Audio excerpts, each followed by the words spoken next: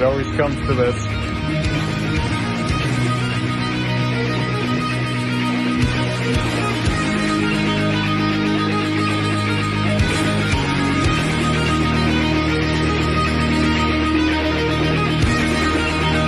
More nice shit.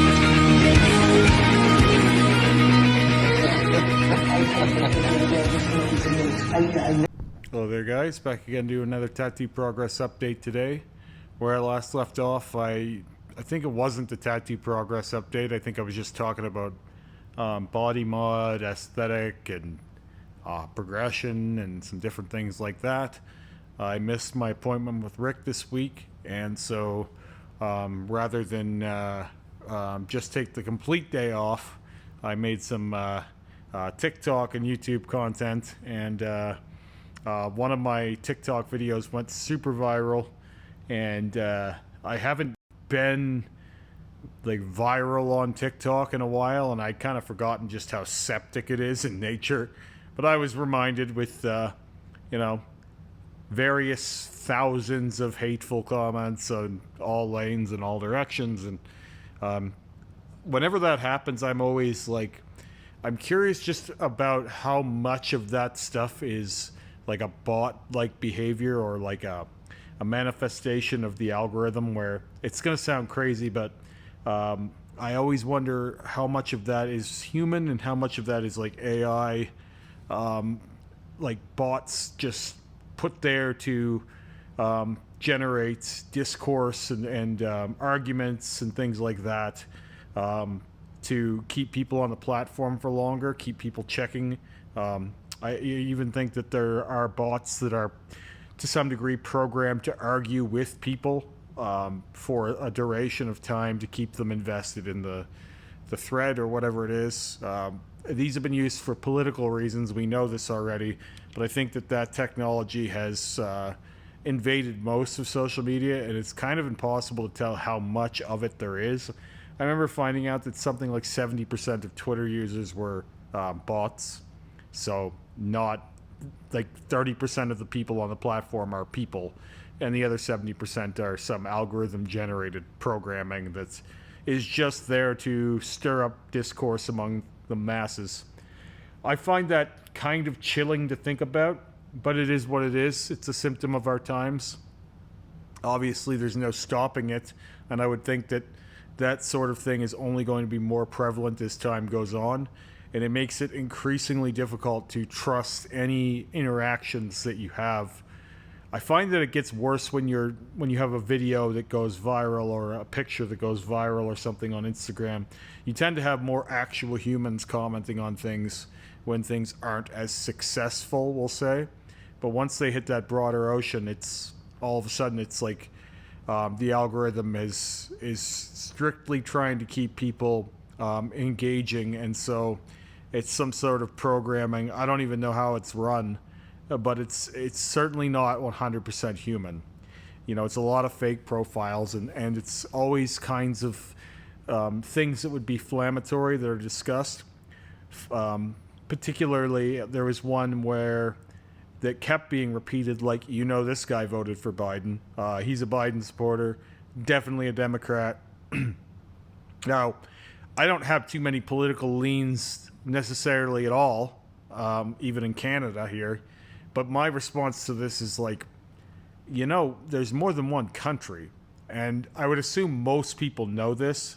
I don't actually think that most real Americans are dumb enough or simple enough to assume that there's really only one country, but you get so many of those same comments that it begins to feel inhuman, and they're always the comments are always made by accounts that look fairly peculiar. They have names that are divisive.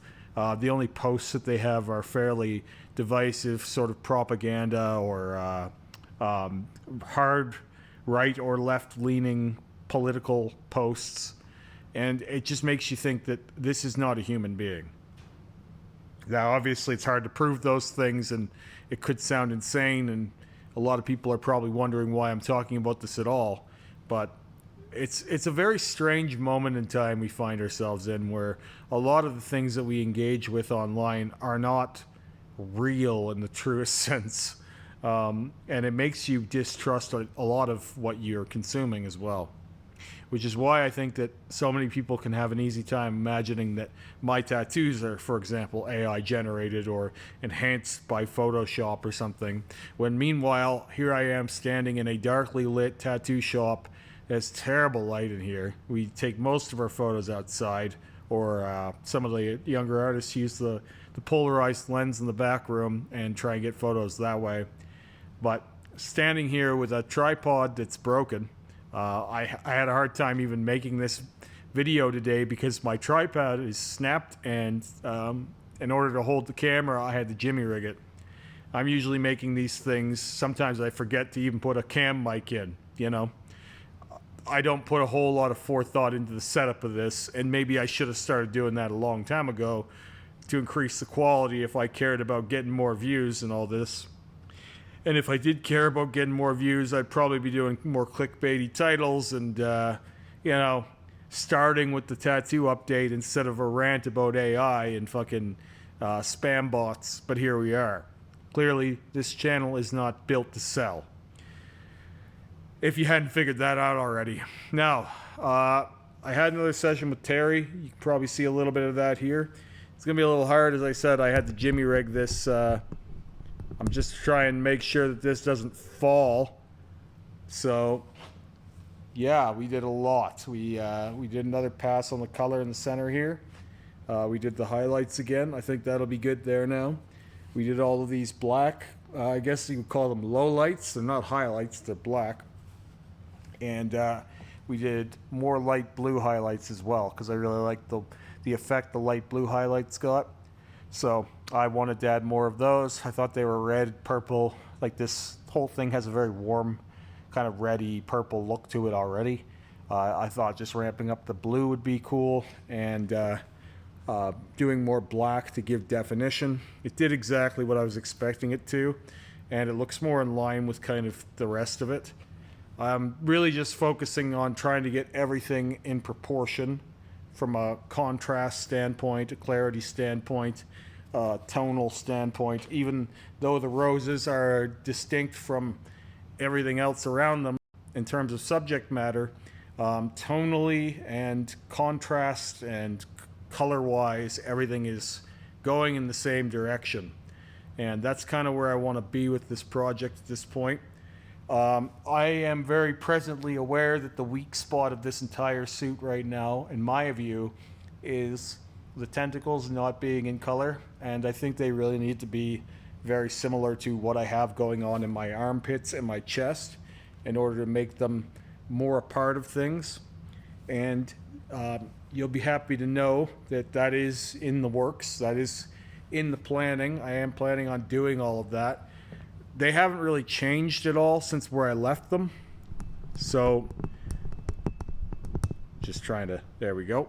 That'll do for now. Just trying to get everything else up to snuff, and then I'm giving Rick more time with the sleeve before hitting the tentacles again. And obviously I want to do a little more of my chest piece too.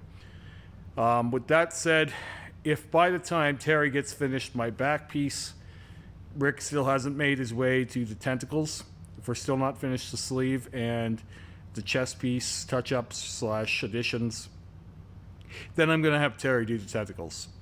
I told him that today. I just want them done, and they're dragging the whole thing down, and I've been very, very patient with Rick, and anyone who watches this channel will know.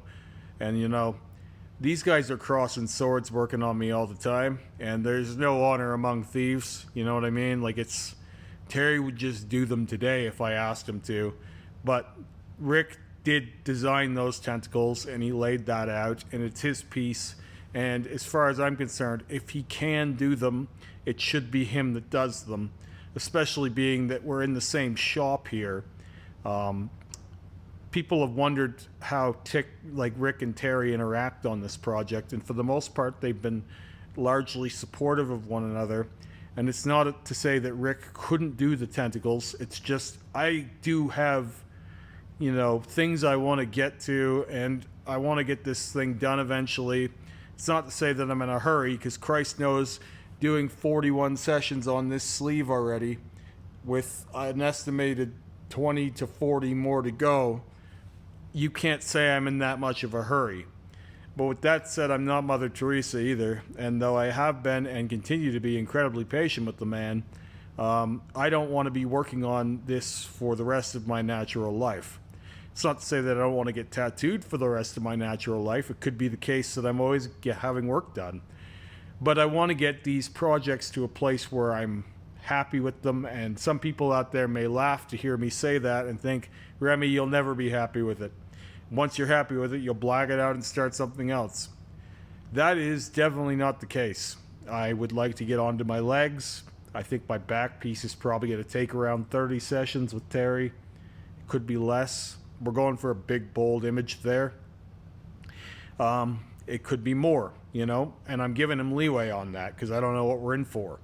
I do know the first session is going to be a full day. I'm committed to that. We're going to put in between 6 to 8 hours of lining, and I'm very much looking forward to it, even though it's going to be a fairly painful session. We're going to go really bold outline, and it's going to be one big image. There isn't going to be a whole lot of little pieces or background imagery in that piece. There will likely be some background, but it's mostly going to be a big foreground piece. So it will be as big and bold as the rose sleeve, but all connected. And being that that's my largest canvas anywhere, we're going to make the most of it. That is the current plan, is to make that as bold and readable for that scale as we possibly can. And it's going to use a little bit of everything that we've learned. So, and I have pushed Terry into fairly uncomfortable places that he's kind of never been before, and it's forced him to grow as an artist. And he would be the first to tell you that from where he started working with me to where he is now, he's almost a completely different artist. And, he didn't trust his color saturation when we started working together, and he's learned a lot of that working on me. And now it's to a place where he's one of the best in the city, just overall. That's not me, blowing up his ego. It's just a fact of the matter. He's gone from being, 130 an hour artist to 200 an hour artist, and a 60% split with the shop, where he was 50%. And to anyone in the industry will know that's a fairly big deal, and you can get a better rate than that. Obviously, there are shops that'll offer you 70%, but this shop does a lot for you, and Terry's not much for social media, and he doesn't really want to do his own books. So until he's ready to go out and do that stuff, he's got a pretty sweet deal here, and if he works over a certain amount, he makes even more than that.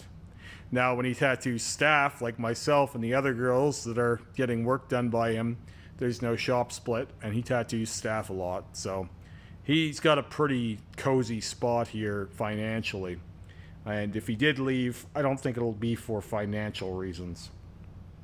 With that all said, as I said, Terry has developed into a very skilled artist. Again, he's been thankful for me a lot along the way, because early on his books were not very full, and I padded out his books quite a bit.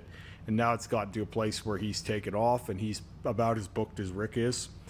And he's nearly as expensive to work with as Rick is. And part of that has been working with me. And because I've showed him off so much, he has quite a few people who travel here to be tattooed by the guy who tattoos me.